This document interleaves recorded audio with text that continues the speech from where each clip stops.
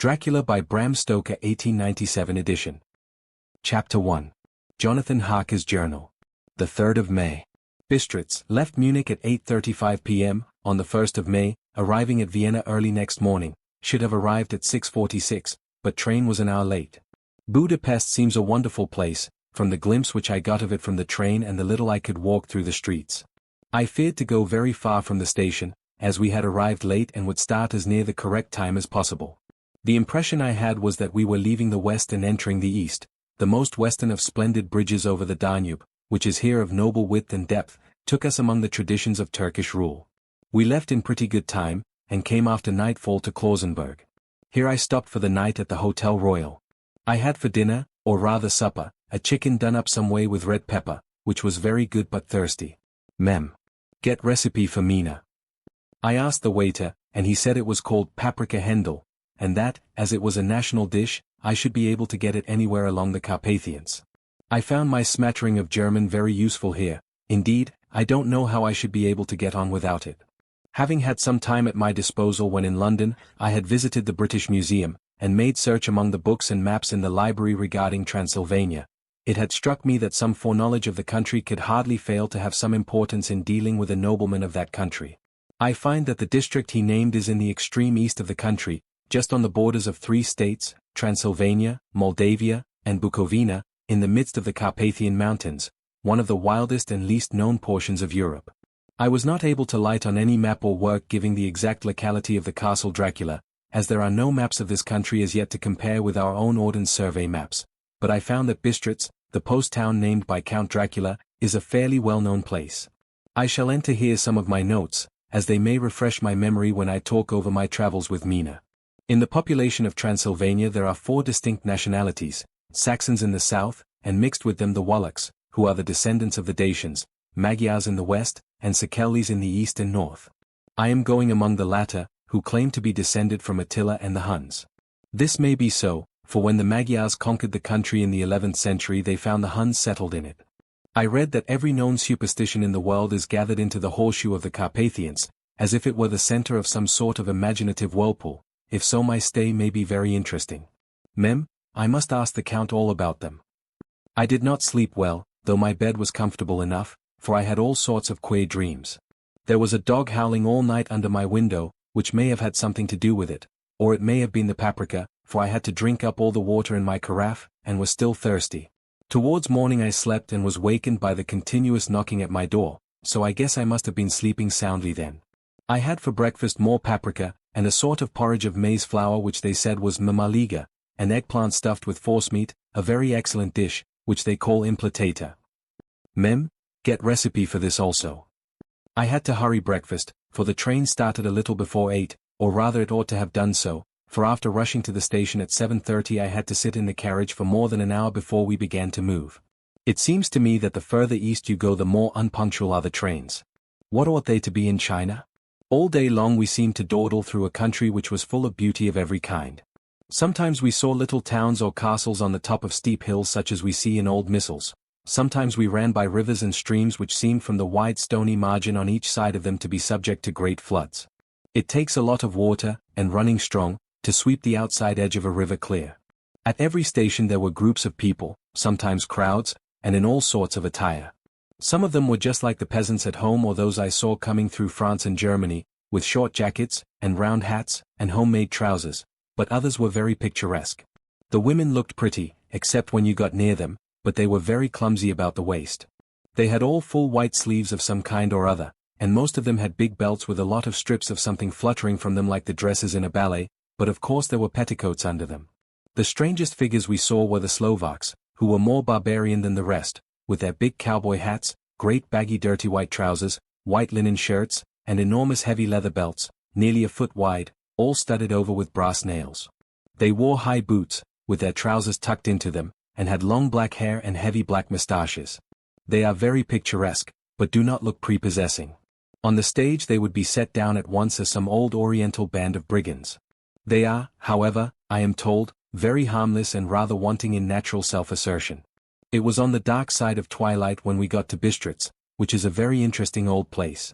Being practically on the frontier, for the Borgo Pass leads from it into Bukovina, it has had a very stormy existence, and it certainly shows marks of it. 50 years ago a series of great fires took place, which made terrible havoc on 5 separate occasions. At the very beginning of the 17th century it underwent a siege of 3 weeks and lost 13,000 people, the casualties of war proper being assisted by famine and disease. Count Dracula had directed me to go to the Golden Krone Hotel, which I found, to my great delight, to be thoroughly old-fashioned, for of course I wanted to see all I could of the ways of the country. I was evidently expected, for when I got near the door I faced a cheery-looking elderly woman in the usual peasant dress, white undergarment with a long double apron, front and back, of colored stuff fitting almost too tight for modesty. When I came close she bowed and said, "The Herr Englishman?" "Yes," I said, "Jonathan Harker." She smiled, and gave some message to an elderly man in white shirt-sleeves, who had followed her to the door. He went, but immediately returned with a letter. "My friend, welcome to the Carpathians. I am anxiously expecting you. Sleep well tonight.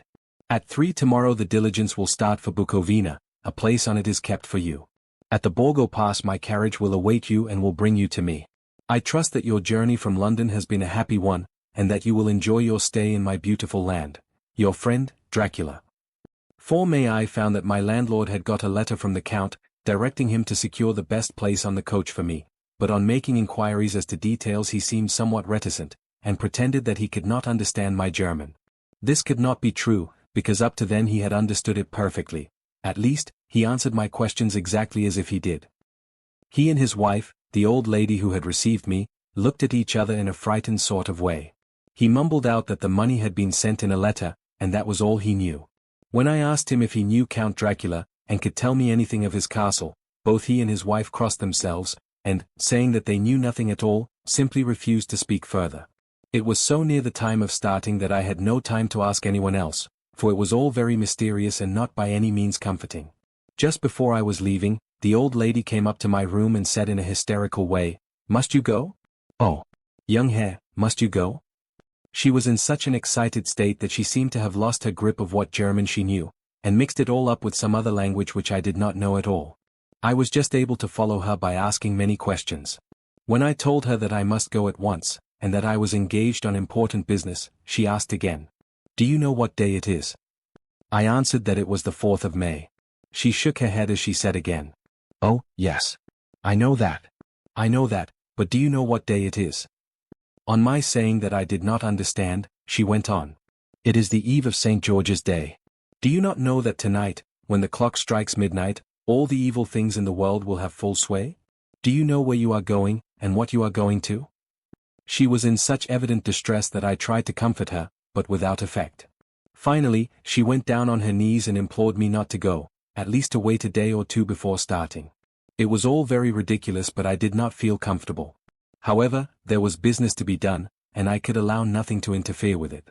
I tried to raise her up, and said, as gravely as I could, that I thanked her, but my duty was imperative, and that I must go. She then rose and dried her eyes, and taking a crucifix from her neck offered it to me. I did not know what to do, for, as an English churchman, I have been taught to regard such things as in some measure idolatrous, and yet it seemed so ungracious to refuse an old lady meaning so well and in such a state of mind. She saw, I suppose, the doubt in my face, for she put the rosary round my neck and said, "For your mother's sake," and went out of the room. I am writing up this part of the diary whilst I am waiting for the coach, which is, of course, late, and the crucifix is still round my neck. Whether it is the old lady's fear, or the many ghostly traditions of this place, or the crucifix itself, I do not know, but I am not feeling nearly as easy in my mind as usual. If this book should ever reach Mina before I do, let it bring my goodbye. Here comes the coach. The 5th of May. The castle. The grey of the morning has passed, and the sun is high over the distant horizon, which seems jagged, whether with trees or hills I know not, for it is so far off that big things and little are mixed. I am not sleepy, and, as I am not to be called till I awake, naturally I write till sleep comes. There are many odd things to put down, and, lest who reads them may fancy that I dined too well before I left Bistritz, let me put down my dinner exactly. I dined on what they called rubber steak, bits of bacon, onion, and beef, seasoned with red pepper, and strung on sticks, and roasted over the fire, in simple style of the London cat's meat. The wine was golden mediash, which produces a queer sting on the tongue, which is, however, not disagreeable. I had only a couple of glasses of this, and nothing else. When I got on the coach, the driver had not taken his seat, and I saw him talking to the landlady. They were evidently talking of me, for every now and then they looked at me, and some of the people who were sitting on the bench outside the door came and listened, and then looked at me, most of them pityingly. I could hear a lot of words often repeated, queer words, for there were many nationalities in the crowd, so I quietly got my polyglot dictionary from my bag and looked them out. I must say they were not cheering to me, for amongst them were Ordog Satan, Pokel, Hell, Stragoica, which, Vralik, and Vulkoslak both mean the same thing, one being Slovak and the other Servian for something that is either werewolf or vampire. I must ask the Count about these superstitions. When we started, the crowd round the inn door, which had by this time swelled to a considerable size, all made the sign of the cross and pointed 2 fingers towards me. With some difficulty, I got a fellow passenger to tell me what they meant. He would not answer at first, but on learning that I was English, he explained that it was a charm or guard against the evil eye. This was not very pleasant for me, just starting for an unknown place to meet an unknown man. But everyone seemed so kind-hearted, and so sorrowful, and so sympathetic that I could not but be touched. I shall never forget the last glimpse which I had of the inn yard and its crowd of picturesque figures, all crossing themselves, as they stood round the wide archway, with its background of rich foliage of oleander and orange trees in green tubs clustered in the center of the yard. Then our driver, whose wide linen drawers covered the whole front of the box seat, Gotza they call them, cracked his big whip over his 4 small horses, which ran abreast, and we set off on our journey. I soon lost sight and recollection of ghostly fears in the beauty of the scene as we drove along, although had I known the language, or rather languages, which my fellow passengers were speaking, I might not have been able to throw them off so easily. Before us lay a green sloping land full of forests and woods, with here and there steep hills, crowned with clumps of trees or with farmhouses, the blank gable end to the road. There was everywhere a bewildering mass of fruit blossom apple, plum, pear, cherry. And as we drove by I could see the green grass under the trees spangled with the fallen petals. In and out amongst these green hills of what they call here the Mittelland ran the road, losing itself as it swept round the grassy curve, or was shut out by the straggling ends of pine woods, which here and there ran down the hillsides like tongues of flame. The road was rugged, but still we seemed to fly over it with a feverish haste. I could not understand then what the haste meant, but the driver was evidently bent on losing no time in reaching Borgoprund. I was told that this road is in summertime excellent, but that it had not yet been put in order after the winter snows.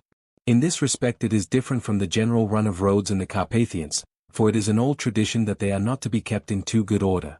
Of old the hospodars would not repair them, lest the Turks should think that they were preparing to bring in foreign troops, and so hasten the war which was always really at loading point. Beyond the green swelling hills of the Mittelland rose mighty slopes of forest up to the lofty steeps of the Carpathians themselves. Right and left of us they towered, with the afternoon sun falling full upon them and bringing out all the glorious colors of this beautiful range, deep blue and purple in the shadows of the peaks, green and brown where grass and rock mingled, and an endless perspective of jagged rock and pointed crags, till these were themselves lost in the distance, where the snowy peaks rose grandly. Here and there seemed mighty rifts in the mountains, through which, as the sun began to sink, we saw now and again the white gleam of falling water. One of my companions touched my arm as we swept round the base of a hill and opened up the lofty, snow-covered peak of a mountain, which seemed, as we wound on our serpentine way, to be right before us. "Look, Istan Shek. God's seat." And he crossed himself reverently. As we wound on our endless way, and the sun sank lower and lower behind us, the shadows of the evening began to creep round us. This was emphasized by the fact that the snowy mountain tops still held the sunset, and seemed to glow out with a delicate cool pink. Here and there we passed Czechs and Slovaks, all in picturesque attire, but I noticed that goiter was painfully prevalent. By the roadside were many crosses, and as we swept by, my companions all crossed themselves. Here and there was a peasant man or woman kneeling before a shrine, who did not even turn round as we approached, but seemed in the self-surrender of devotion to have neither eyes nor ears for the outer world. There were many things new to me. For instance, hayricks in the trees, and here and there very beautiful masses of weeping birch, their white stems shining like silver through the delicate green of the leaves. Now and again we passed a lighter wagon, the ordinary peasant's cart with its long, snake-like vertebra, calculated to suit the inequalities of the road. On this were sure to be seated quite a group of homecoming peasants, the Czechs with their white, and the Slovaks with their colored sheepskins, the latter carrying lance-fashion their long staves, with axe at end.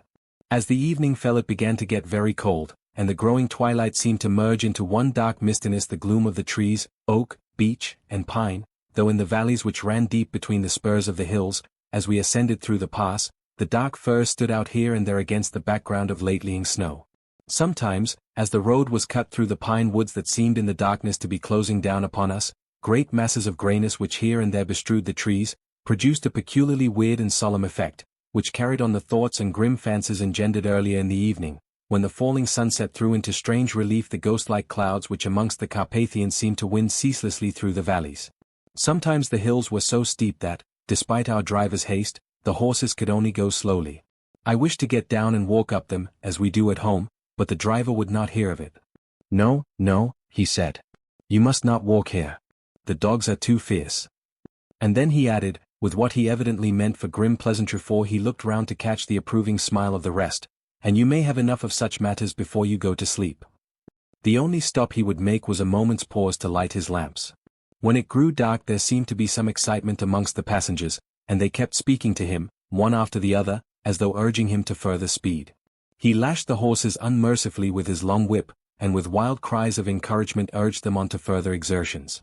Then through the darkness I could see a sort of patch of grey light ahead of us, as though there were a cleft in the hills. The excitement of the passengers grew greater.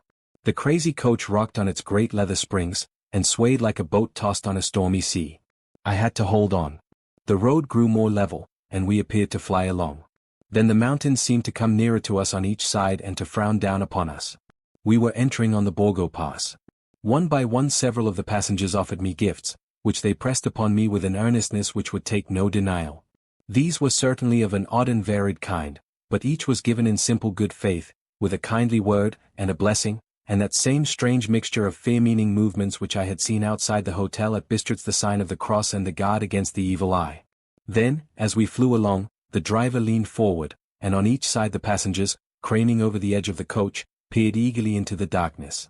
It was evident that something very exciting was either happening or expected, but though I asked each passenger, no one would give me the slightest explanation.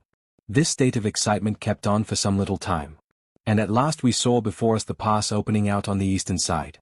There were dark, rolling clouds overhead, and in the air the heavy, oppressive sense of thunder.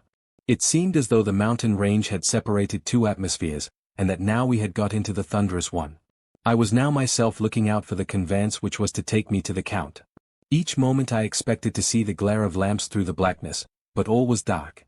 The only light was the flickering rays of our own lamps, in which the steam from our hard-driven horses rose in a white cloud. We could see now the sandy road lying white before us, but there was on it no sign of a vehicle.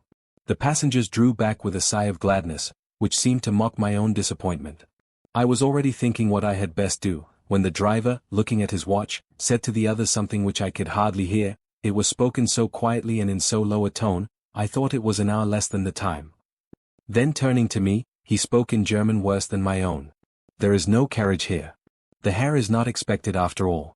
He will now come on to Bukovina, and return tomorrow or the next day, better the next day."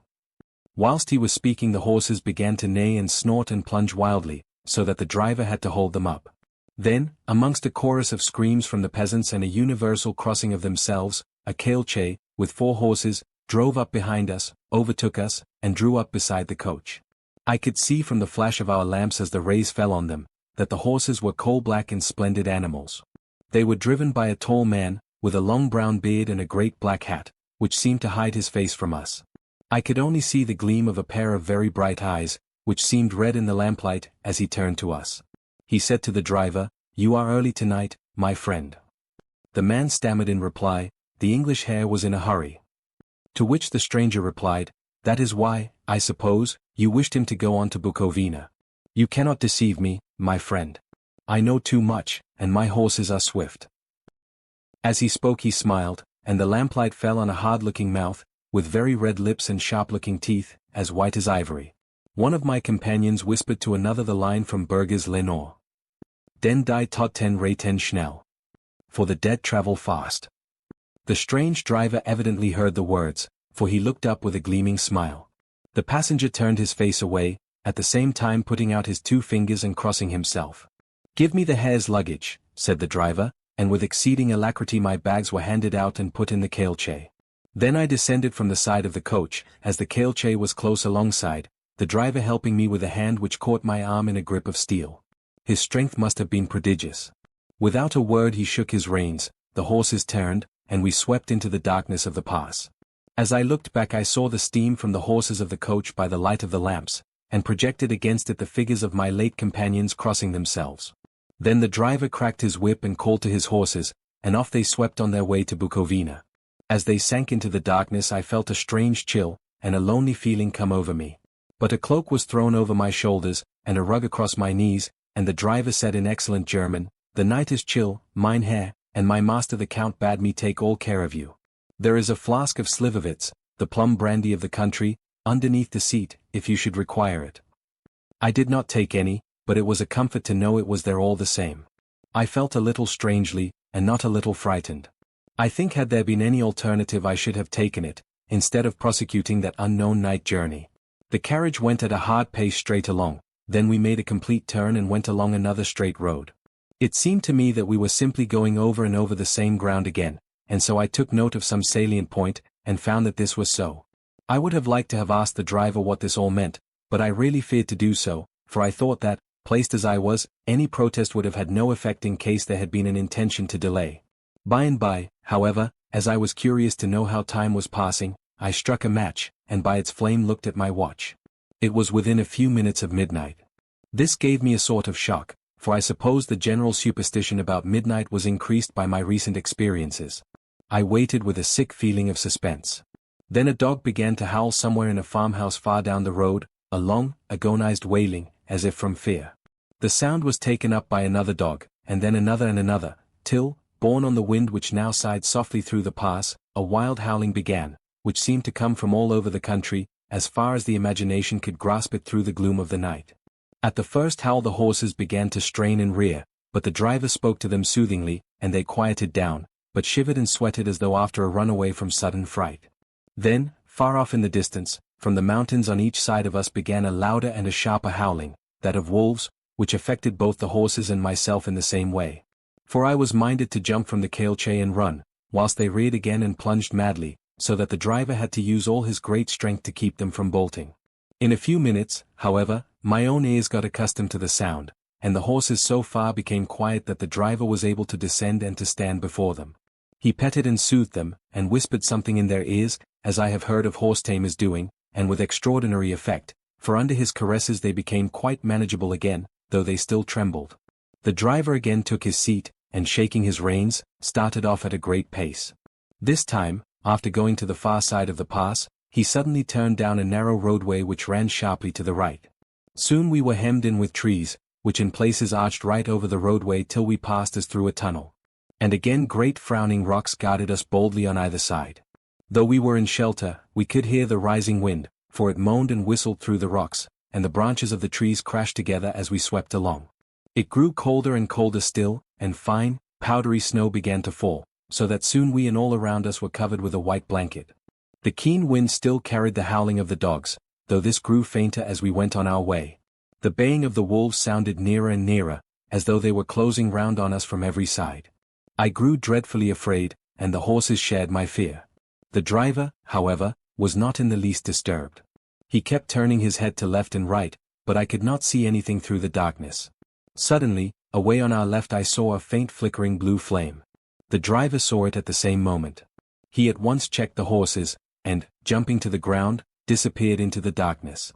I did not know what to do, the less as the howling of the wolves grew closer.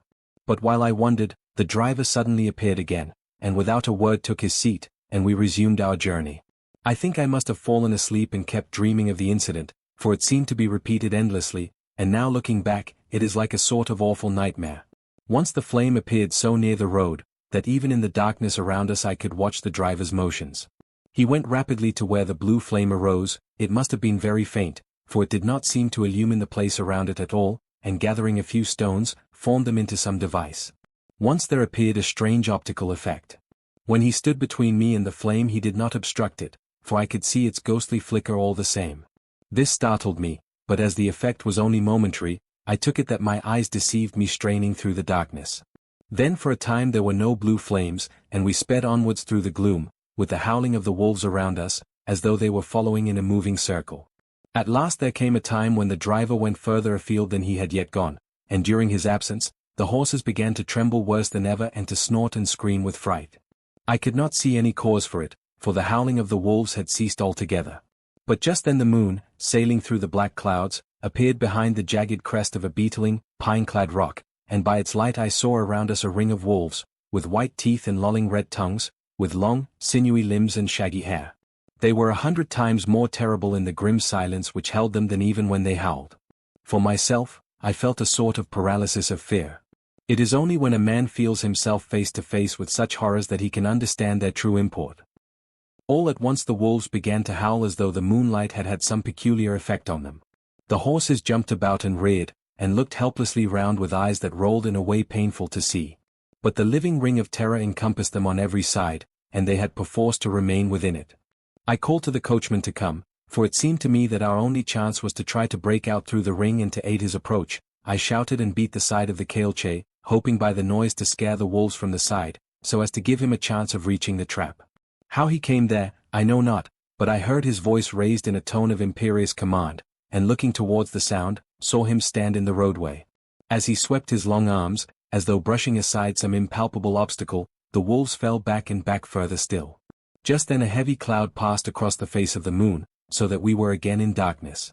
When I could see again the driver was climbing into the cailloche, and the wolves disappeared. This was all so strange and uncanny that a dreadful fear came upon me, and I was afraid to speak or move. The time seemed interminable as we swept on our way, now in almost complete darkness, for the rolling clouds obscured the moon. We kept on ascending, with occasional periods of quick descent, but in the main always ascending. Suddenly, I became conscious of the fact that the driver was in the act of pulling up the horses in the courtyard of a vast ruined castle, from whose tall black windows came no ray of light, and whose broken battlements showed a jagged line against the sky. Chapter 2. Jonathan Harker's Journal continued 5 May. I must have been asleep, for certainly if I had been fully awake I must have noticed the approach of such a remarkable place. In the gloom the courtyard looked of considerable size, and as several dark ways led from it under great round arches, it perhaps seemed bigger than it really is. I have not yet been able to see it by daylight. When the cailloche stopped, the driver jumped down and held out his hand to assist me to alight. Again I could not but notice his prodigious strength. His hand actually seemed like a steel vice that could have crushed mine if he had chosen. Then he took my traps, and placed them on the ground beside me as I stood close to a great door, old and studded with large iron nails, and set in a projecting doorway of massive stone. I could see even in the dim light that the stone was massively carved, but that the carving had been much worn by time and weather. As I stood, the driver jumped again into his seat and shook the reins. The horses started forward, and trap and all disappeared down one of the dark openings. I stood in silence where I was, for I did not know what to do. Of bell or knocker there was no sign. Through these frowning walls and dark window openings it was not likely that my voice could penetrate. The time I waited seemed endless, and I felt doubts and fears crowding upon me. What sort of place had I come to, and among what kind of people? What sort of grim adventure was it on which I had embarked? Was this a customary incident in the life of a solicitor's clerk sent out to explain the purchase of a London estate to a foreigner? Solicitor's clerk. Mina would not like that. Solicitor, for just before leaving London I got word that my examination was successful, and I am now a full-blown solicitor. I began to rub my eyes and pinch myself to see if I were awake. It all seemed like a horrible nightmare to me, and I expected that I should suddenly awake, and find myself at home, with the dawn struggling in through the windows, as I had now and again felt in the morning after a day of overwork. But my flesh answered the pinching test, and my eyes were not to be deceived. I was indeed awake and among the Carpathians. All I could do now was to be patient, and to wait the coming of morning. Just as I had come to this conclusion I heard a heavy step approaching behind the great door, and saw through the chinks the gleam of a coming light. Then there was the sound of rattling chains and the clanking of massive bolts drawn back. A key was turned with the loud grating noise of long disuse, and the great door swung back. Within, stood a tall old man, clean-shaven save for a long white moustache, and clad in black from head to foot, without a single speck of color about him anywhere. He held in his hand an antique silver lamp, in which the flame burned without a chimney or globe of any kind, throwing long quivering shadows as it flickered in the draught of the open door. The old man motioned me in with his right hand with a courtly gesture, saying in excellent English, but with a strange intonation, "Welcome to my house. Enter freely and of your own free will." He made no motion of stepping to meet me, but stood like a statue, as though his gesture of welcome had fixed him into stone. The instant, however, that I had stepped over the threshold, he moved impulsively forward, and holding out his hand grasped mine with a strength which made me wince, an effect which was not lessened by the fact that it seemed cold as ice, more like the hand of a dead than a living man. Again he said, "Welcome to my house. Enter freely. Go safely, and leave something of the happiness you bring." The strength of the handshake was so much akin to that which I had noticed in the driver, whose face I had not seen, that for a moment I doubted if it were not the same person to whom I was speaking. So to make sure, I said interrogatively, "Count Dracula?" He bowed in a courtly way as he replied, "I am Dracula, and I bid you welcome, Mr. Harker, to my house. Come in, the night air is chill, and you must need to eat and rest." As he was speaking, he put the lamp on a bracket on the wall, and stepping out, took my luggage. He had carried it in before I could forestall him. I protested, but he insisted. "Nay, sir, you are my guest. It is late, and my people are not available. Let me see to your comfort myself." He insisted on carrying my traps along the passage, and then up a great winding stair, and along another great passage, on whose stone floor our steps rang heavily. At the end of this he threw open a heavy door, and I rejoiced to see within a well-lit room in which a table was spread for supper, and on whose mighty hearth a great fire of logs, freshly replenished, flamed and flared. The Count halted, putting down my bags, closed the door, and crossing the room, opened another door, which led into a small octagonal room lit by a single lamp, and seemingly without a window of any sort. Passing through this, he opened another door, and motioned me to enter. It was a welcome sight. For here was a great bedroom well lighted and warmed with another log fire, also added to but lately, for the top logs were fresh, which sent a hollow roar up the wide chimney. The Count himself left my luggage inside and withdrew, saying, before he closed the door, "You will need, after your journey, to refresh yourself by making your toilet. I trust you will find all you wish. When you are ready, come into the other room, where you will find your supper prepared." The light and warmth and the Count's courteous welcome seemed to have dissipated all my doubts and fears. Having then reached my normal state, I discovered that I was half famished with hunger. So making a hasty toilet, I went into the other room. I found supper already laid out. My host, who stood on one side of the great fireplace, leaning against the stonework, made a graceful wave of his hand to the table, and said, "I pray you, be seated and sup how you please. You will, I trust, excuse me that I do not join you, but I have dined already, and I do not sup." I handed to him the sealed letter which Mr. Hawkins had entrusted to me. He opened it and read it gravely. Then, with a charming smile, he handed it to me to read. One passage of it, at least, gave me a thrill of pleasure. "I must regret that an attack of gout, from which malady I am a constant sufferer, forbids absolutely any traveling on my part for some time to come.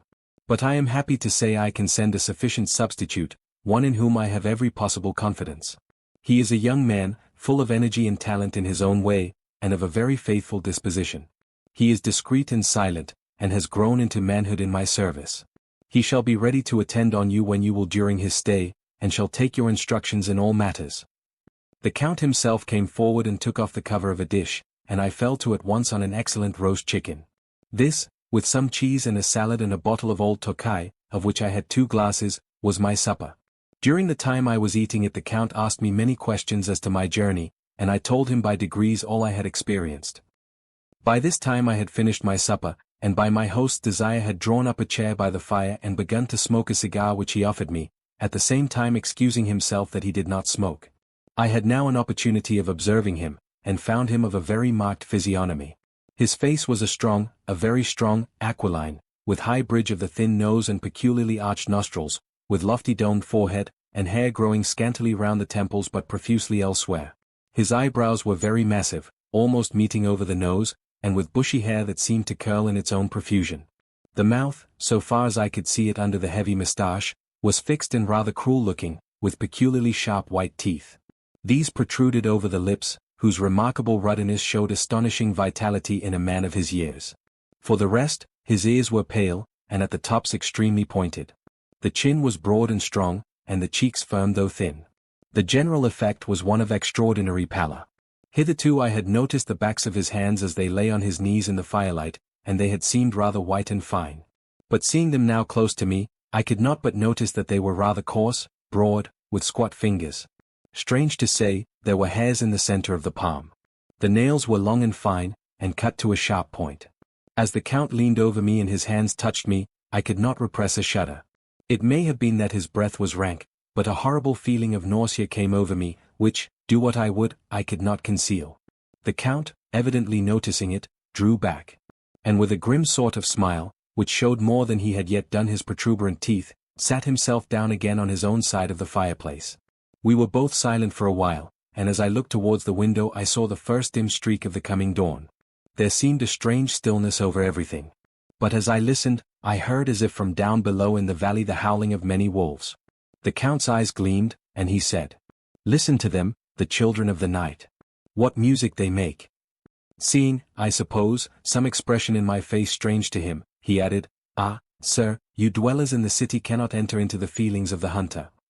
Then he rose and said, "But you must be tired. Your bedroom is all ready, and tomorrow you shall sleep as late as you will. I have to be away till the afternoon, so sleep well and dream well." With a courteous bow, he opened for me himself the door to the octagonal room, and I entered my bedroom. I am all in a sea of wonders. I doubt. I fear. I think strange things, which I dare not confess to my own soul. God keep me, if only for the sake of those dear to me. 7 May, it is again early morning, but I have rested and enjoyed the last 24 hours. I slept till late in the day, and awoke of my own accord. When I had dressed myself I went into the room where we had supped, and found a cold breakfast laid out, with coffee kept hot by the pot being placed on the hearth.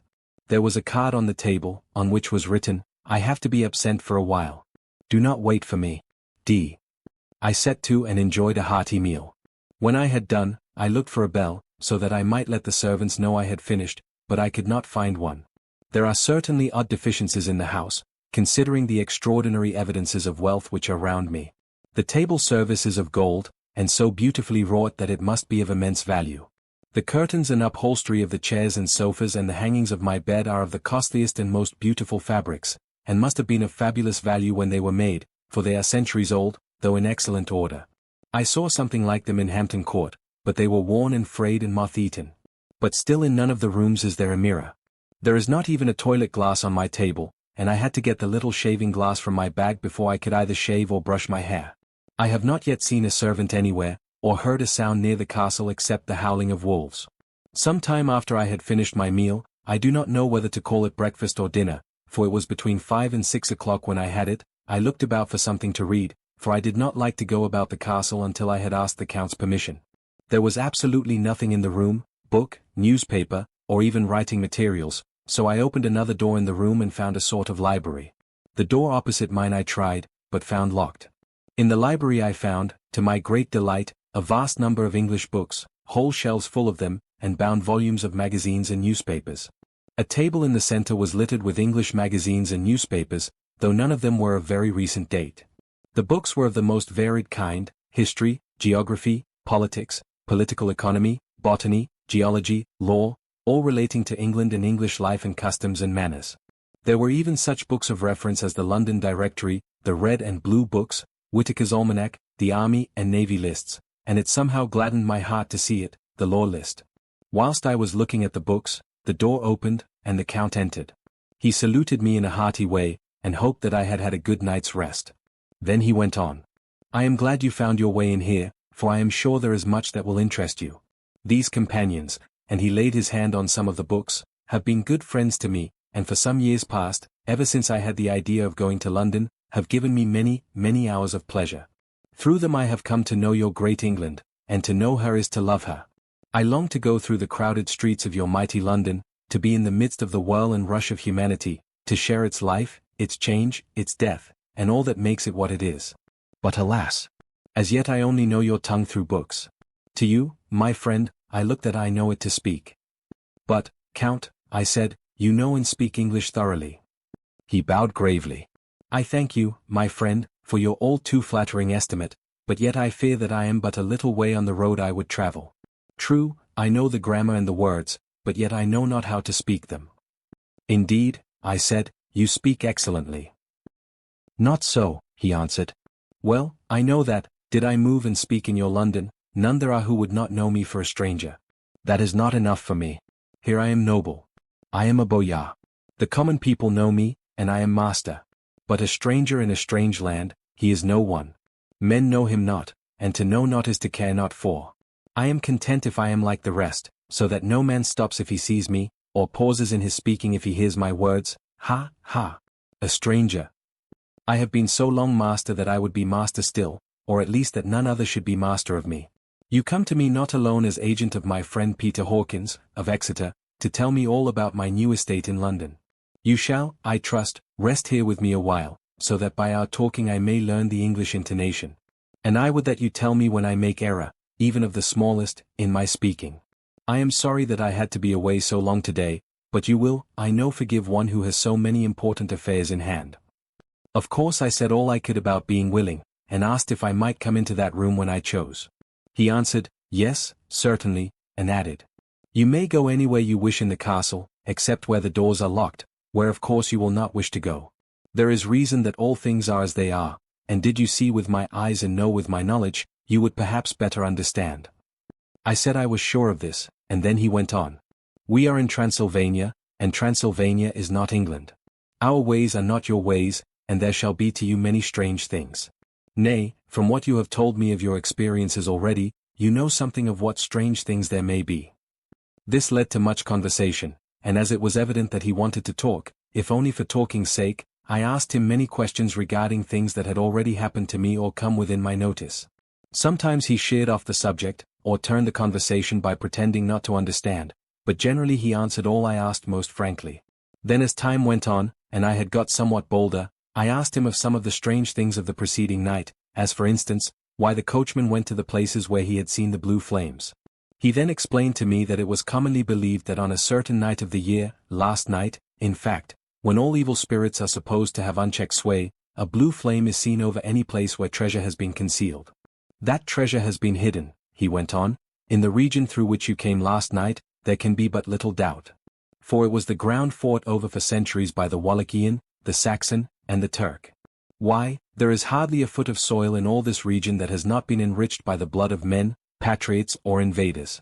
In the old days there were stirring times, when the Austrian and the Hungarian came up in hordes, and the patriots went out to meet them, men and women, the aged and the children too, and waited their coming on the rocks above the passes, that they might sweep destruction on them with their artificial avalanches. When the invader was triumphant he found but little, for whatever there was had been sheltered in the friendly soil. But how, said I, can it have remained so long undiscovered, when there is a sure index to it if men will but take the trouble to look? The Count smiled, and as his lips ran back over his gums, the long, sharp, canine teeth showed out strangely. He answered, because your peasant is at heart a coward and a fool. Those flames only appear on one night, and on that night no man of this land will, if he can help it, stir without his doors. And, dear sir, even if he did he would not know what to do. Why, even the peasant that you tell me of who marked the place of the flame would not know where to look in daylight even for his own work. Even you would not, I dare be sworn, be able to find these places again. There you are right, I said. I know no more than the dead where even to look for them. Then we drifted into other matters. Come, he said at last, tell me of London and of the house which you have procured for me. With an apology for my remissness, I went into my own room to get the papers from my bag. Whilst I was placing them in order I heard a rattling of china and silver in the next room, and as I passed through, noticed that the table had been cleared and the lamp lit, for it was by this time deep into the dark. The lamps were also lit in the study or library, and I found the Count lying on the sofa, reading, of all things in the world, an English Bradshaw's Guide. When I came in he cleared the books and papers from the table, and with him I went into plans and deeds and figures of all sorts. He was interested in everything, and asked me a myriad questions about the place and its surroundings. He clearly had studied beforehand all he could get on the subject of the neighborhood, for he evidently at the end knew very much more than I did. When I remarked this, he answered, well, but, my friend, is it not needful that I should? When I go there I shall be all alone, and my friend Harker Jonathan, nay, pardon me. I fall into my country's habit of putting your patronymic first. My friend Jonathan Harker will not be by my side to correct and aid me. He will be in Exeter, miles away, probably working at papers of the law with my other friend, Peter Hawkins. So, we went thoroughly into the business of the purchase of the estate at Purfleet. When I had told him the facts and got his signature to the necessary papers, and had written a letter with them ready to post to Mr. Hawkins, he began to ask me how I had come across so suitable a place. I read to him the notes which I had made at the time, and which I inscribe here. At Purfleet, on a byroad, I came across just such a place as seemed to be required, and where was displayed a dilapidated notice that the place was for sale. It was surrounded by a high wall, of ancient structure, built of heavy stones, and has not been repaired for a large number of years. The closed gates are of heavy old oak and iron, all eaten with rust. The estate is called Carfax, no doubt a corruption of the old Quatre face, as the house is four-sided, agreeing with the cardinal points of the compass. It contains in all some 20 acres, quite surrounded by the solid stone wall above mentioned. There are many trees on it, which make it in places gloomy, and there is a deep, dark-looking pond or small lake, evidently fed by some springs, as the water is clear and flows away in a fair-sized stream. The house is very large and of all periods back, I should say, to medieval times, for one part is of stone immensely thick, with only a few windows high up and heavily barred with iron. It looks like part of a keep, and is close to an old chapel or church. I could not enter it, as I had not the key of the door leading to it from the house, but I have taken with my Kodak views of it from various points. The house had been added to, but in a very straggling way, and I can only guess at the amount of ground it covers, which must be very great. There are but few houses close at hand, one being a very large house only recently added to and formed into a private lunatic asylum. It is not, however, visible from the grounds. When I had finished, he said, "I am glad that it is old and big. I myself am of an old family, and to live in a new house would kill me. A house cannot be made habitable in a day, and after all, how few days go to make up a century. I rejoice also that there is a chapel of old times. We Transylvanian nobles love not to think that our bones may lie amongst the common dead. I seek not gaiety nor mirth, not the bright voluptuousness of much sunshine and sparkling waters which please the young and gay. I am no longer young, and my heart, through weary years of mourning over the dead, is not attuned to mirth. Moreover, the walls of my castle are broken. The shadows are many, and the wind breathes cold through the broken battlements and casements. I love the shade and the shadow, and would be alone with my thoughts when I may." Somehow his words and his look did not seem to accord, or else it was that his cast of face made his smile look malignant and saturnine. Presently, with an excuse, he left me, asking me to pull my papers together. He was some little time away, and I began to look at some of the books around me. One was an atlas, which I found open naturally to England, as if that map had been much used. On looking at it I found in certain places little rings marked, and on examining these I noticed that one was near London on the east side, manifestly where his new estate was situated. The other two were Exeter, and Whitby on the Yorkshire coast. It was the better part of an hour when the Count returned. "Aha," he said. "Still at your books? Good. But you must not work always.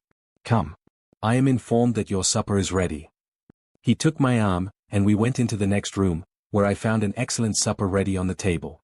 The Count again excused himself, as he had dined out on his being away from home. But he sat as on the previous night, and chatted whilst I ate. After supper I smoked, as on the last evening, and the Count stayed with me, chatting and asking questions on every conceivable subject, hour after hour. I felt that it was getting very late indeed, but I did not say anything, for I felt under obligation to meet my host's wishes in every way. I was not sleepy, as the long sleep yesterday had fortified me, but I could not help experiencing that chill which comes over one at the coming of the dawn, which is like, in its way, the turn of the tide.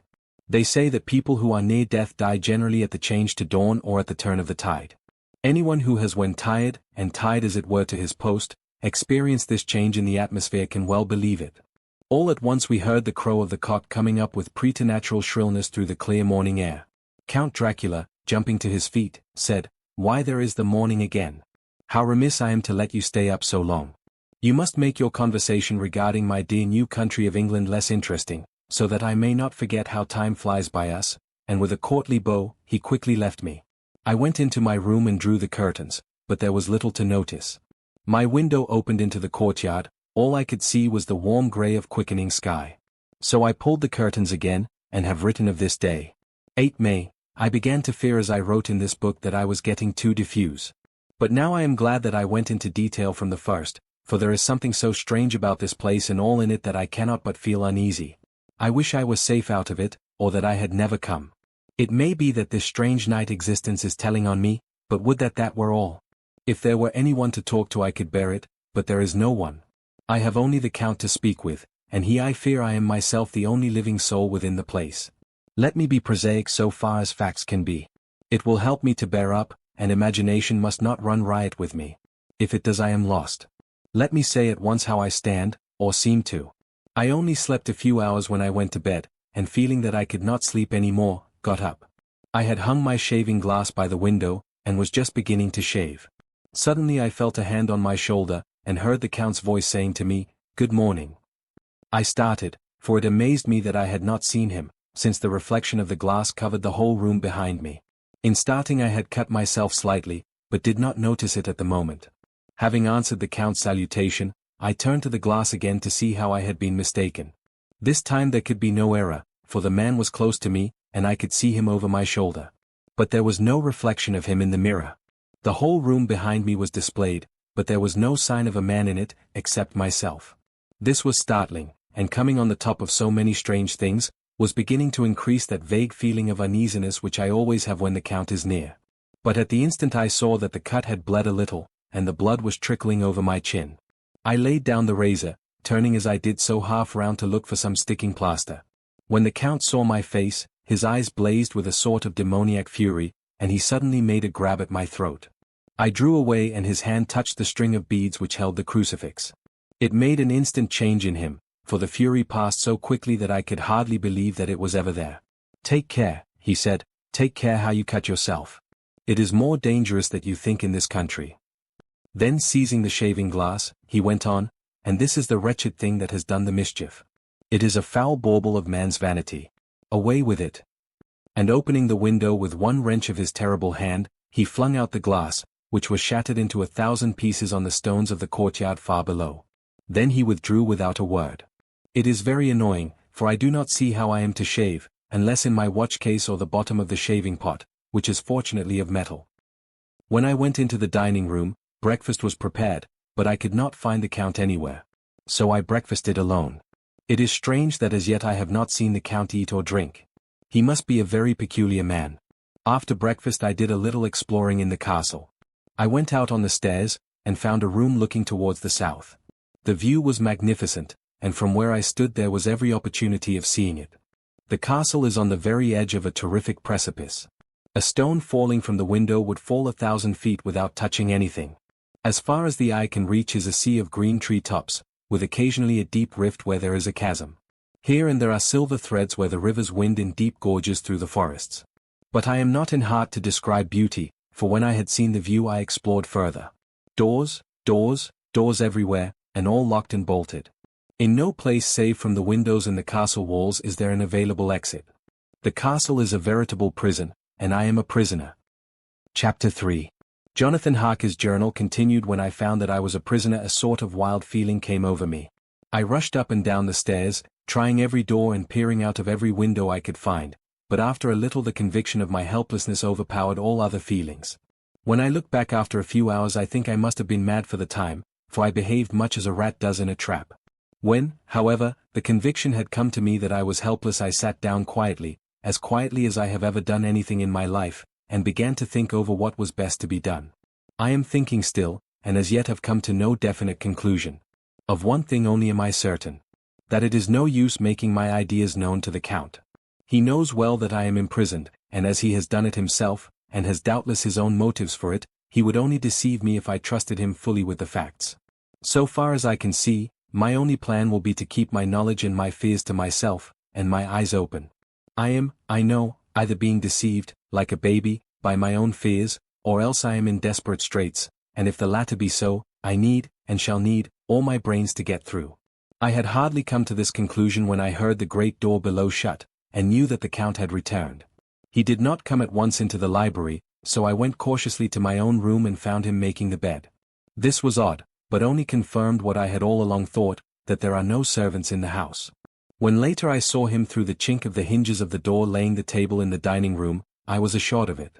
For if he does himself all these menial offices, surely it is proof that there is no one else in the castle. It must have been the Count himself who was the driver of the coach that brought me here. This is a terrible thought, for if so, what does it mean that he could control the wolves, as he did, by only holding up his hand for silence? How was it that all the people at Bistritz and on the coach had some terrible fear for me? What meant the giving of the crucifix, of the garlic, of the wild rose, of the mountain ash? Bless that good, good woman who hung the crucifix round my neck. For it is a comfort and a strength to me whenever I touch it. It is odd that a thing which I have been taught to regard with disfavor and as idolatrous should in a time of loneliness and trouble be of help. Is it that there is something in the essence of the thing itself, or that it is a medium, a tangible help, in conveying memories of sympathy and comfort? Some time, if it may be, I must examine this matter and try to make up my mind about it. In the meantime I must find out all I can about Count Dracula, as it may help me to understand. Tonight he may talk of himself, if I turn the conversation that way. I must be very careful, however, not to awake his suspicion. Midnight, I have had a long talk with the Count. I asked him a few questions on Transylvania history, and he warmed up to the subject wonderfully. In his speaking of things and people, and especially of battles, he spoke as if he had been present at them all. This he afterwards explained by saying that to a boyar the pride of his house and name is his own pride, that their glory is his glory, that their fate is his fate. Whenever he spoke of his house he always said we, and spoke almost in the plural, like a king speaking. I wish I could put down all he said exactly as he said it, for to me it was most fascinating. It seemed to have in it a whole history of the country. He grew excited as he spoke, and walked about the room pulling his great white moustache and grasping anything on which he laid his hands as though he would crush it by main strength. One thing he said which I shall put down as nearly as I can, for it tells in its way the story of his race. We Sikelis have a right to be proud, for in our veins flows the blood of many brave races who fought as the lion fights, for lordship. Here, in the whirlpool of European races, the Ugric tribe bore down from Iceland the fighting spirit which Thor and Woden gave them, which their berserkers displayed to such fell intent on the seaboards of Europe, aye, and of Asia and Africa too, till the peoples thought that the werewolves themselves had come. Here, too, when they came, they found the Huns, whose warlike fury had swept the earth like a living flame, till the dying peoples held that in their veins ran the blood of those old witches, who, expelled from Scythia had mated with the devils in the desert. Fools, fools! What devil or what witch was ever so great as Attila, whose blood is in these veins? He held up his arms. Is it a wonder that we were a conquering race, that we were proud, that when the Magyar, the Lombard, the Avar, the Bulgar, or the Turk poured his thousands on our frontiers, we drove them back? Is it strange that when Arpad and his legions swept through the Hungarian fatherland he found us here when he reached the frontier, that the Honfoglalas was completed there? And when the Hungarian flood swept eastward, the Sikelis were claimed as kindred by the victorious Magyars, and to us for centuries was trusted the guarding of the frontier of Turkeyland. Aye, and more than that, endless duty of the frontier guard, for as the Turks say, water sleeps, and the enemy is sleepless. Who more gladly than we throughout the four nations received the bloody sword, or at its warlike call flocked quicker to the standard of the king? When was redeemed that great shame of my nation, the shame of Kosovo, when the flags of the Wallach and the Magyar went down beneath the crescent? Who was it but one of my own race who as voivode crossed the Danube and beat the Turk on his own ground? This was a Dracula indeed. Woe was it that his own unworthy brother, when he had fallen, sold his people to the Turk and brought the shame of slavery on them. Was it not this Dracula, indeed, who inspired that other of his race who in a later age again and again brought his forces over the great river into Turkeyland, who, when he was beaten back, came again and again, though he had to come alone from the bloody field where his troops were being slaughtered, since he knew that he alone could ultimately triumph? They said that he thought only of himself. Bah! What good are peasants without a leader? Where ends the war without a brain and heart to conduct it? Again, when, after the Battle of Mohacs, we threw off the Hungarian yoke, we of the Dracula blood were amongst their leaders, for our spirit would not brook that we were not free. Ah, young sir, the Sikelis, and the Dracula as their heart's blood, their brains, and their swords, can boast a record that mushroom growths like the Habsburgs and the Romanovs can never reach. The warlike days are over. Blood is too precious a thing in these days of dishonorable peace, and the glories of the great races are as a tale that is told. It was by this time close on morning, and we went to bed. This diary seems horribly like the beginning of the Arabian Nights, for everything has to break off at cockcrow, or like the ghost of Hamlet's father. 12 May, let me begin with facts, bare, meager facts, verified by books and figures, and of which there can be no doubt. I must not confuse them with experiences which will have to rest on my own observation, or my memory of them. Last evening when the Count came from his room he began by asking me questions on legal matters and on the doing of certain kinds of business. I had spent the day wearily over books, and, simply to keep my mind occupied, went over some of the matters I had been examined in at Lincoln's Inn. There was a certain method in the Count's inquiries, so I shall try to put them down in sequence. The knowledge may somehow or sometime be useful to me. First, he asked if a man in England might have 2 solicitors or more. I told him he might have a dozen if he wished, but that it would not be wise to have more than 1 solicitor engaged in one transaction, as only one could act at a time, and that to change would be certain to militate against his interest. He seemed thoroughly to understand, and went on to ask if there would be any practical difficulty in having one man to attend, say, to banking, and another to look after shipping, in case local help were needed in a place far from the home of the banking solicitor.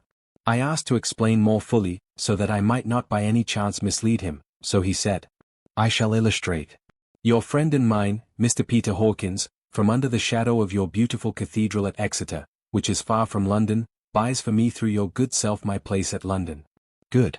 Now here let me say frankly, lest you should think it strange that I have sought the services of one so far off from London instead of some one resident there, that my motive was that no local interest might be served save my wish only, and as one of London residents might, perhaps, have some purpose of himself or friend to serve, I went thus afield to seek my agent, whose labours should be only to my interest. Now, suppose I, who have much of affairs, wish to ship goods, say, to Newcastle, or Durham, or Harwich, or Dover, might it not be that it could with more ease be done by consigning to one in these ports? I answered that certainly it would be most easy, but that we solicitors had a system of agency one for the other, so that local work could be done locally on instruction from any solicitor, so that the client, simply placing himself in the hands of one man, could have his wishes carried out by him without further trouble. "But," said he, "I could be at liberty to direct myself. Is it not so?" "Of course," I replied, "and such is often done by men of business, who do not like the whole of their affairs to be known by any one person." "Good," he said, and then went on to ask about the means of making consignments and the forms to be gone through, and of all sorts of difficulties which might arise, but by forethought could be guarded against. I explained all these things to him to the best of my ability, and he certainly left me under the impression that he would have made a wonderful solicitor, for there was nothing that he did not think of or foresee. For a man who was never in the country, and who did not evidently do much in the way of business, his knowledge and acumen were wonderful. When he had satisfied himself on these points of which he had spoken, and I had verified all as well as I could by the books available, he suddenly stood up and said, "Have you written since your first letter to our friend Mr. Peter Hawkins, or to any other?" It was with some bitterness in my heart that I answered that I had not, that as yet I had not seen any opportunity of sending letters to anybody. "Then write now, my young friend," he said, laying a heavy hand on my shoulder, "write to our friend and to any other, and say, if it will please you, that you shall stay with me until a month from now." "Do you wish me to stay so long?" I asked, for my heart grew cold at the thought. "I desire it much, nay I will take no refusal. When your master, employer, what you will, engaged that someone should come on his behalf, it was understood that my needs only were to be consulted. I have not stinted. Is it not so? What could I do but bow acceptance? It was Mr. Hawkins' interest, not mine, and I had to think of him, not myself, and besides, while Count Dracula was speaking, there was that in his eyes and in his bearing which made me remember that I was a prisoner, and that if I wished it I could have no choice. The Count saw his victory in my bow, and his mastery in the trouble of my face, for he began at once to use them, but in his own smooth, resistless way. "I pray you, my good young friend, that you will not discourse of things other than business in your letters. It will doubtless please your friends to know that you are well, and that you look forward to getting home to them. Is it not so?" As he spoke he handed me 3 sheets of notepaper and 3 envelopes. They were all of the thinnest foreign post, and looking at them, then at him, and noticing his quiet smile, with the sharp, canine teeth lying over the red underlip, I understood as well as if he had spoken that I should be more careful what I wrote, for he would be able to read it. So I determined to write only formal notes now, but to write fully to Mr. Hawkins in secret, and also to Mina, for to her I could write shorthand, which would puzzle the Count, if he did see it. When I had written my 2 letters I sat quiet, reading a book whilst the Count wrote several notes, referring as he wrote them to some books on his table. Then he took up my 2 and placed them with his own, and put by his writing materials, after which, the instant the door had closed behind him, I leaned over and looked at the letters, which were face down on the table. I felt no compunction in doing so, for under the circumstances I felt that I should protect myself in every way I could. One of the letters was directed to Samuel F. Billington, No. 7, The Crescent, Whitby, another to Herr Leutner, Varna. The third was to Coutts and Company, London, and the fourth to Herren Klopstock and Billruth, bankers, Budapest. The second and fourth were unsealed. I was just about to look at them when I saw the door handle move. I sank back in my seat, having just had time to resume my book before the Count, holding still another letter in his hand, entered the room. He took up the letters on the table and stamped them carefully, and then turning to me, said, "I trust you will forgive me, but I have much work to do in private this evening. You will, I hope, find all things as you wish." At the door he turned, and after a moment's pause said, "Let me advise you, my dear young friend. Nay, let me warn you with all seriousness, that should you leave these rooms you will not by any chance go to sleep in any other part of the castle. It is old, and has many memories, and there are bad dreams for those who sleep unwisely. Be warned. Should sleep now or ever overcome you, or be like to do, then haste to your own chamber or to these rooms, for your rest will then be safe. But if you be not careful in this respect, then," he finished his speech in a gruesome way, for he motioned with his hands as if he were washing them. I quite understood. My only doubt was as to whether any dream could be more terrible than the unnatural, horrible net of gloom and mystery which seemed closing around me. Later I endorsed the last words written, but this time there is no doubt in question. I shall not fear to sleep in any place where he is not. I have placed the crucifix over the head of my bed. I imagine that my rest is thus freer from dreams, and there it shall remain. When he left me I went to my room. After a little while, not hearing any sound, I came out and went up the stone stair to where I could look out towards the south. There was some sense of freedom in the vast expanse, inaccessible though it was to me, as compared with the narrow darkness of the courtyard. Looking out on this, I felt that I was indeed in prison, and I seemed to want a breath of fresh air, though it were of the night. I am beginning to feel this nocturnal existence tell on me. It is destroying my nerve. I start at my own shadow, and am full of all sorts of horrible imaginings. God knows that there is ground for my terrible fear in this accursed place. I looked out over the beautiful expanse, bathed in soft yellow moonlight till it was almost as light as day. In the soft light the distant hills became melted, and the shadows in the valleys and gorges of velvety blackness. The mere beauty seemed to cheer me. There was peace and comfort in every breath I drew. As I leaned from the window my eye was caught by something moving a story below me, and somewhat to my left, where I imagined, from the order of the rooms, that the windows of the Count's own room would look out. The window at which I stood was tall and deep, stone mullioned, and though weather-worn, was still complete. But it was evidently many a day since the case had been there. I drew back behind the stonework, and looked carefully out. What I saw was the Count's head coming out from the window. I did not see the face, but I knew the man by the neck and the movement of his back and arms. In any case I could not mistake the hands which I had had so many opportunities of studying. I was at first interested and somewhat amused, for it is wonderful how small a matter will interest and amuse a man when he is a prisoner. But my very feelings changed to repulsion and terror when I saw the whole man slowly emerge from the window and begin to crawl down the castle wall over the dreadful abyss, face down with his cloak spreading out around him like great wings. At first I could not believe my eyes. I thought it was some trick of the moonlight, some weird effect of shadow, but I kept looking, and it could be no delusion. I saw the fingers and toes grasp the corners of the stones, worn clear of the mortar by the stress of years, and by thus using every projection and inequality move downwards with considerable speed, just as a lizard moves along a wall. What manner of man is this, or what manner of creature, is it in the semblance of man? I feel the dread of this horrible place overpowering me. I am in fear, in awful fear, and there is no escape for me. I am encompassed about with terrors that I dare not think of. 15 May. Once more I have seen the Count go out in his lizard fashion. He moved downwards in a sidelong way, some 100 feet down, and a good deal to the left. He vanished into some hole or window. When his head had disappeared, I leaned out to try and see more, but without avail. The distance was too great to allow a proper angle of sight. I knew he had left the castle now, and thought to use the opportunity to explore more than I had dared to do as yet. I went back to the room, and taking a lamp, tried all the doors. They were all locked, as I had expected, and the locks were comparatively new. But I went down the stone stairs to the hall where I had entered originally. I found I could pull back the bolts easily enough and unhook the great chains. But the door was locked, and the key was gone. That key must be in the Count's room. I must watch should his door be unlocked, so that I may get it and escape. I went on to make a thorough examination of the various stairs and passages, and to try the doors that opened from them. 1 or 2 small rooms near the hall were open, but there was nothing to see in them except old furniture, dusty with age and moth-eaten. At last, however, I found one door at the top of the stairway which, though it seemed locked, gave a little under pressure. I tried it harder, and found that it was not really locked, but that the resistance came from the fact that the hinges had fallen somewhat, and the heavy door rested on the floor. Here was an opportunity which I might not have again, so I exerted myself, and with many efforts forced it back so that I could enter. I was now in a wing of the castle further to the right than the rooms I knew and a story lower down. From the windows I could see that the suite of rooms lay along to the south of the castle, the windows of the end room looking out both west and south.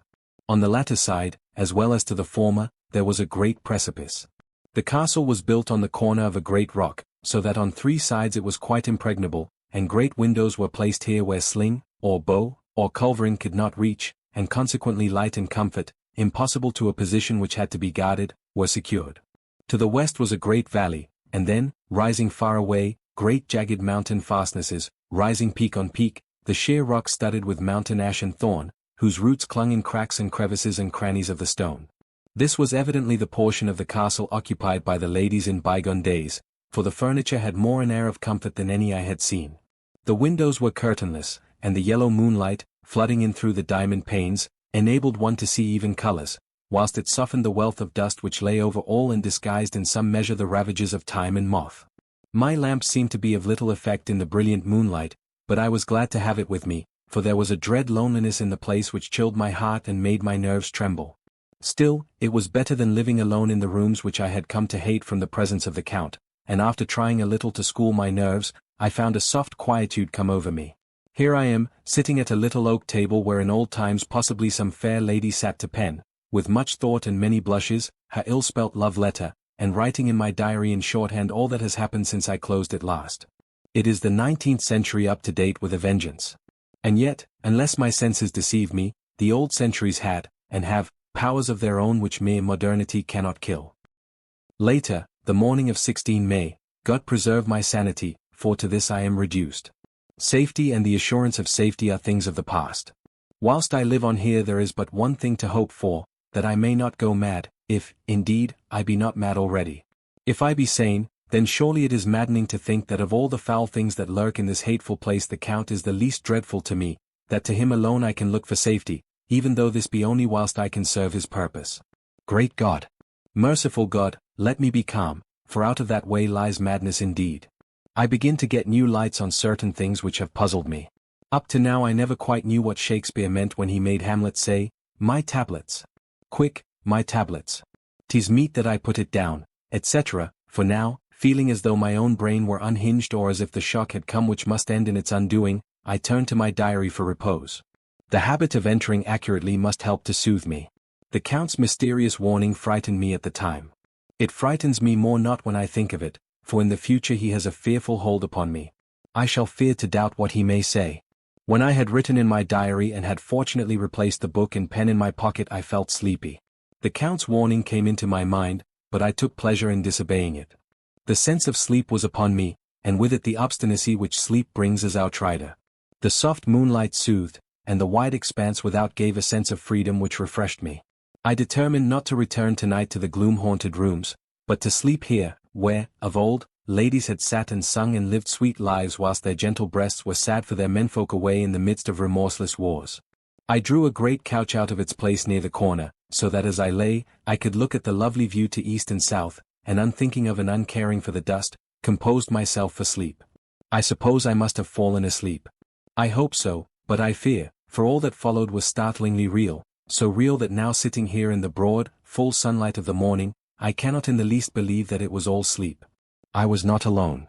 The room was the same, unchanged in any way since I came into it. I could see along the floor, in the brilliant moonlight, my own footsteps marked where I had disturbed the long accumulation of dust. In the moonlight opposite me were 3 young women, ladies by their dress and manner. I thought at the time that I must be dreaming when I saw them. They threw no shadow on the floor. They came close to me, and looked at me for some time, and then whispered together. 2 were dark, and had high aquiline noses, like the Count, and great dark, piercing eyes, that seemed to be almost red when contrasted with the pale yellow moon. The other was fair as can be, with great masses of golden hair and eyes like pale sapphires. I seemed somehow to know her face, and to know it in connection with some dreamy fear, but I could not recollect at the moment how or where. All 3 had brilliant white teeth that shone like pearls against the ruby of their voluptuous lips. There was something about them that made me uneasy, some longing and at the same time some deadly fear. I felt in my heart a wicked, burning desire that they would kiss me with those red lips. It is not good to note this down, lest some day it should meet Mina's eyes and cause her pain, but it is the truth.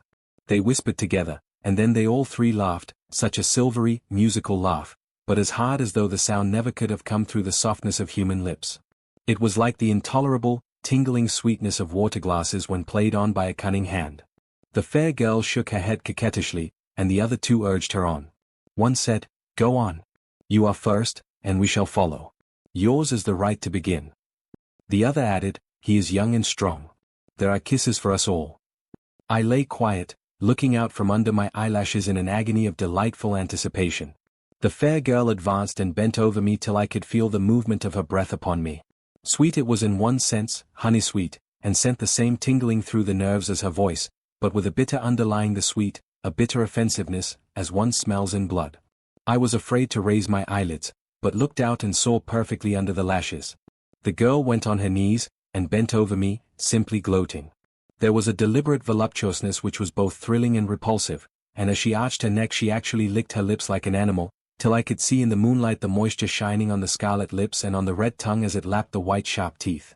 Lower and lower went her head as the lips went below the range of my mouth and chin and seemed to fasten on my throat. Then she paused, and I could hear the churning sound of her tongue as it licked her teeth and lips, and I could feel the hot breath on my neck. Then the skin of my throat began to tingle as one's flesh does when the hand that is to tickle it approaches nearer, nearer. I could feel the soft, shivering touch of the lips on the supersensitive skin of my throat, and the hard dents of two sharp teeth, just touching and pausing there. I closed my eyes in languorous ecstasy and waited with beating heart. But at that instant, another sensation swept through me as quick as lightning. I was conscious of the presence of the Count, and of his being as if lapped in a storm of fury. As my eyes opened involuntarily I saw his strong hand grasp the slender neck of the fair woman and with giant's power draw it back, the blue eyes transformed with fury, the white teeth champing with rage, and the fair cheeks blazing red with passion. But the Count! Never did I imagine such wrath and fury, even to the demons of the pit. His eyes were positively blazing. The red light in them was lurid, as if the flames of hell fire blazed behind them. His face was deathly pale, and the lines of it were hard like drawn wires. The thick eyebrows that met over the nose now seemed like a heaving bar of white-hot metal. With a fierce sweep of his arm, he hurled the woman from him, and then motioned to the others, as though he were beating them back. It was the same imperious gesture that I had seen used to the wolves. In a voice which, though low and almost in a whisper seemed to cut through the air and then ring in the room he said, "How dare you touch him, any of you? How dare you cast eyes on him when I had forbidden it? Back, I tell you all. This man belongs to me. Beware how you meddle with him, or you'll have to deal with me." The fair girl, with a laugh of ribald coquetry, turned to answer him. "You yourself never loved. You never love." On this the other women joined, and such a mirthless, hard, soulless laughter rang through the room that it almost made me faint to hear. It seemed like the pleasure of fiends. Then the Count turned, after looking at my face attentively, and said in a soft whisper, "Yes, I too can love. You yourselves can tell it from the past. Is it not so? Well, now I promise you that when I am done with him you shall kiss him at your will. Now go. Go. I must awaken him, for there is work to be done." "Are we to have nothing tonight?" said one of them, with a low laugh, as she pointed to the bag which he had thrown upon the floor, and which moved as though there were some living thing within it. For answer he nodded his head. One of the women jumped forward and opened it. If my ears did not deceive me there was a gasp and a low wail, as of a half-smothered child. The women closed round, whilst I was aghast with horror. But as I looked, they disappeared, and with them the dreadful bag. There was no door near them, and they could not have passed me without my noticing. They simply seemed to fade into the rays of the moonlight and pass out through the window, for I could see outside the dim, shadowy forms for a moment before they entirely faded away. Then the horror overcame me, and I sank down unconscious.